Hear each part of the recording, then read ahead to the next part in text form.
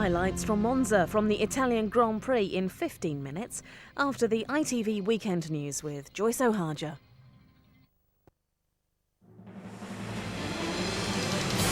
Don't go to war. Straw's amazing last-ditch plea to Blair. Right on the eve of war, Jack Straw certainly did have cold feet. Join the Euro? No thanks, say the Swedes. And turning over a new leaf, Madonna, the children's author.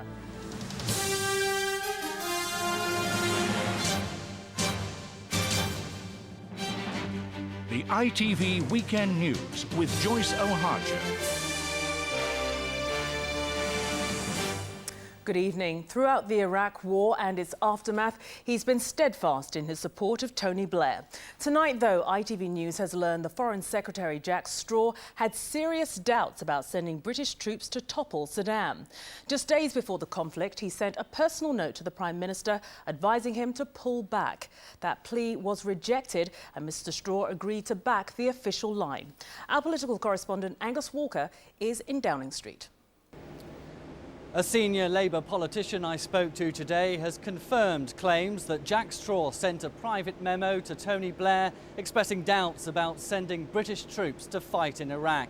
Behind the door of number 10, it seems there were last-minute second thoughts from one of the Prime Minister's closest political allies just hours before the campaign began. This weekend, Jack Straw has been in Geneva for an emergency United Nations summit on rebuilding Iraq, tackling the aftermath of a war which ITV News has learnt the Foreign Secretary had serious doubts about. The Prime Minister is said to have been approached by Mr Straw following the Eve of War summit with the Americans and Spanish on March the 16th. He sent a private memo urging Mr Blair not to send British troops to war, but offer America moral and political support instead. The PM told his Foreign Secretary it was too late and demanded an assurance that Mr Straw would fall in line, despite his reservations. On the 18th of March, MPs voted in the Commons for the final time on whether Britain should go to war. Just over 24 hours later, the first bombs began to rain down on Baghdad. The extraordinary revelation is contained in a new book which uncovered Jack Straw's second thoughts.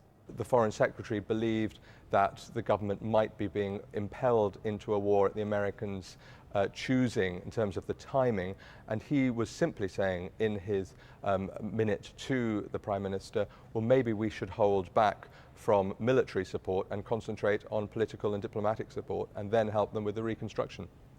The Labour MP who led a backbench rebellion against war says this proves Mr Blair was determined to send the troops in come what may. We knew that he overruled the two massive parliamentary rebellions that took place. It now appears that the most distinguished member of the cabinet, his view didn't count for very much either. And there have been calls from the Conservatives for Lord Hutton to widen his inquiry and examine Tony Blair's reasons for going to war. No denial from Jack Straw that he sent the private memo today. Instead, a statement from the Foreign Office saying that the Foreign Secretary believes as strongly today as when the decision was taken that military action was justified because of Saddam Hussein's continued defiance of the United Nations. Angus Walker, ITV News, Downing Street. In Iraq itself, the US Secretary of State Colin Powell arrived to visit American troops. He insisted security problems could be overcome, that the day saw the death of another American soldier. From Baghdad, Garant Vincent reports. This was the American Secretary of State's first time in Baghdad, and he'd come to spread some cheer. Woo! All right! How you doing, guys? He wanted to boost the confidence of those at the forefront of Operation Iraqi Freedom with the message that amid the terrorism and the violence, Iraq is getting better. It's really quite astounding how much has happened over the last few weeks. Announcement within the last 2 days that there will be an independent judiciary in this country, town councils meeting all over, the basic services starting to come back up. 30 miles or so from where Powell was speaking, Fallujah, and one of the US military's many front lines in this country. Another American soldier killed this morning when another roadside bomb destroyed his vehicle. The Secretary of State spent the first half of his weekend in Geneva being told by other members of the UN Security Council that the transfer of power back to the Iraqi people must happen more quickly than he thinks is possible. But with support for the American occupation waning in the United States and its cost being counted in more and more American lives, finding a political settlement here is as big a priority for Colin Powell as it is for anyone else. Geraint Vincent, ITV News, Baghdad. Police are tonight searching for the killer of a 7-year-old girl and her 41-year-old father. The pair were gunned down in the bedsit they shared on the Harrow Road in northwest London. Detectives say they've ruled out suicide and have been searching the area for evidence. Pro-Euro campaigners are putting on a brave face after Sweden voted against joining the single European currency. The margin, by 56 to 42, was more decisive than expected, and it could make British entry less likely. Here's Philip Ray-Smith. As the polls closed, Swedish television made its prediction. Those voting no in the referendum to join the euro had won. In fact, in this most European of countries, more than 56% of voters said they didn't want to join the single currency. There are so many problems in many countries in Europe, and especially in the new countries in the eastern of Europe. I think we need to stabilize more the economy before Sweden shall enter the euro. It's a result that has implications beyond Sweden's borders, and particularly in Britain. I think it shows that the government here in Britain would never get it through public opinion, where there's a very solid majority, as shown by all public opinion polls, against the euro. Sweden is still in mourning for Anna Lindh, the pro-euro foreign minister who died after a knife attack on Thursday. It was thought her death might swing the voting. Not enough, it turned out, to buck the opinion polls. Tonight, the noes have it, and the future of the single currency outside the eurozone is as uncertain as ever. Philip Ray-Smith, ITV News. A row over jockeys' use of mobile phones has thrown the sport of horse racing into chaos. Officials worry the phones can be used to pass on confidential information. The jockeys don't agree, and today at one racecourse they went on strike. From Sandown, Helen Wright reports. For the first time in the sport's history, a jockey's boycott has wiped out an entire race meeting. The deserted stands at Sandown Park today, testament to the stalemate reached in this dispute over where and when mobile phones can be used. Jockeys are furious at the ban on using mobiles from half an hour before the first race until after the last race of any meeting.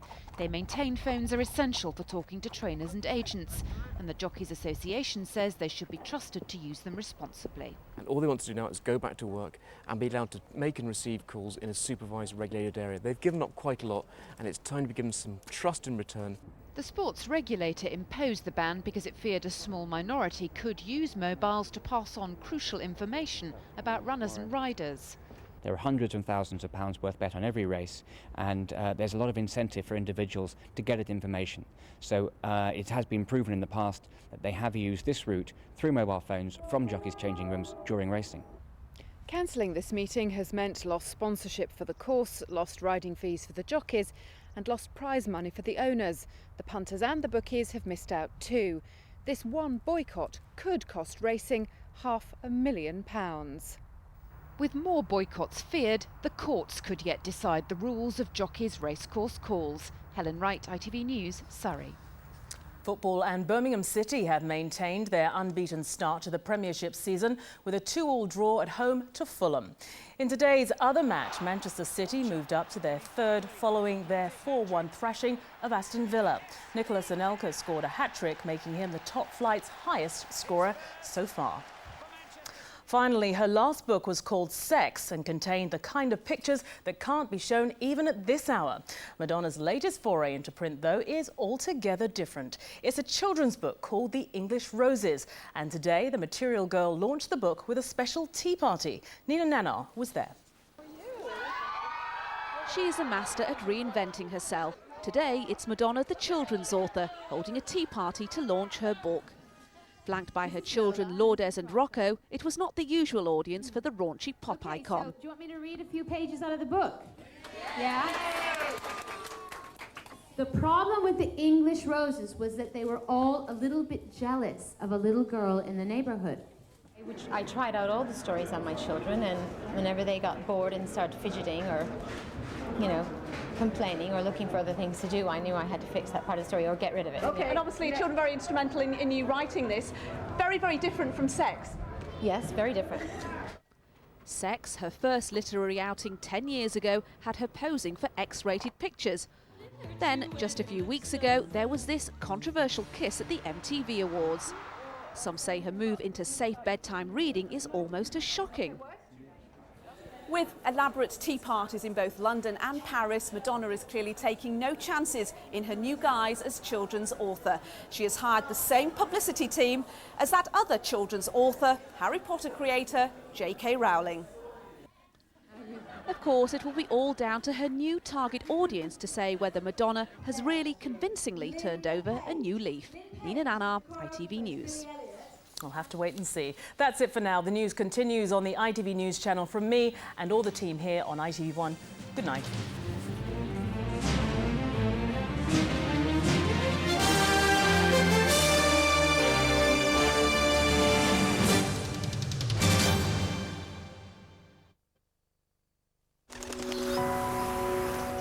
ITV National Weather, sponsored by PowerGen. PowerGen. Power in good hands. Hello, good evening. At the moment we've cloud around for parts of Northern Ireland as well as Scotland. Light rain or drizzle attached to this. Clear skies further south and turn dipping temperatures as low as 8, possibly even lower, and some mist and fog forming later on.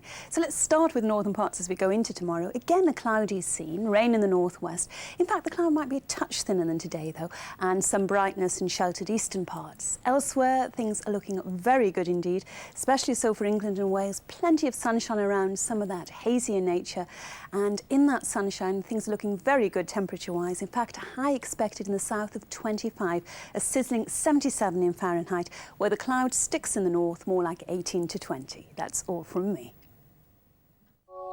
PowerGen. Power in good hands. The major issues, the morning stories, the day's latest developments. Join GMTV live with the breaking news. The fast-moving, informative and lively start to your day. Wake up to the best. News Hour, weekday mornings, 6 to 7 on GMTV.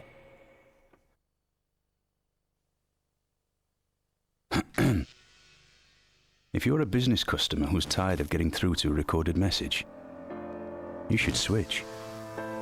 Because with O2 Best for Business, you'll only ever talk to a person. See what you can do. O2.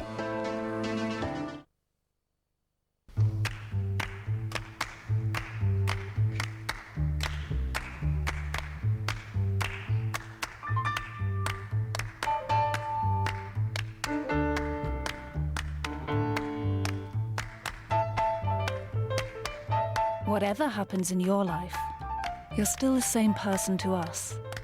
That's why Nationwide always offer great mortgage rates to everyone, whether you're a first, second, or even a fifth-time buyer.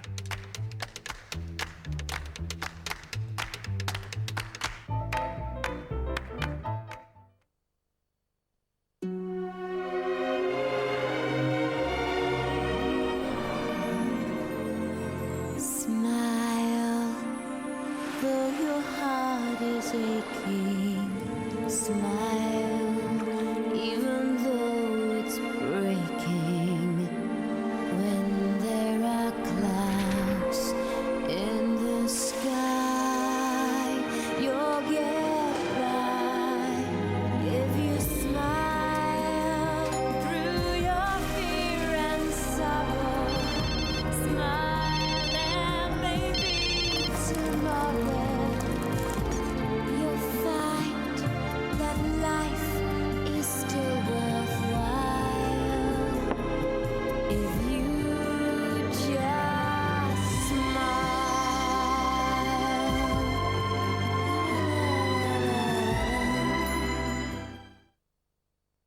'Eat up now or you can't go to bed early. Oh, come on now. Oh, there'll be no early night. Are you lot? Oh, bless. We've got them these new beds from Silent Night. They're called My First Bed. There's loads of fun options, and they've got the special Miracoil mattresses like our bed. So we all get a silent night. Sleep tight. Have a silent night. Cleaner Clothes, Episode 4. Living it large, Vince, for someone who's just been inside. What's it to you, Strange? Actually, Detective, I've saved a tidy sum buying the bigger size packs of Daz. Don't give me all that old... She's right, boss. The bigger the pack, the more you save. Whiter than white, me. Come on. Get lost. He's done his 10 months inside. Yeah, 10 long... Will Jackie keep mum? Did she save all that money laundering? Find out with Daz, the soap you can believe in. This is a very dangerous job. For my hair. I want to keep my hair strong, shiny, and healthy. New L'Oreal LV Vitamax shampoo. Here comes the science. A unique formula with magnesium and vitamins to reinforce hair and boost vitality. Here we go again. For stronger hair. Again. With maximum shine. New LV Vitamax shampoo from L'Oreal Paris. We're worth it too.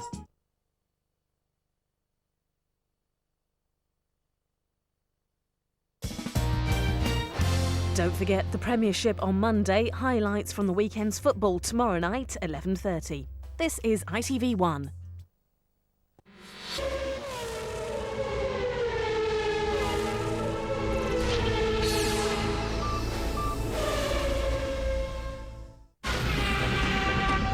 Formula One on ITV, sponsored by Toyota.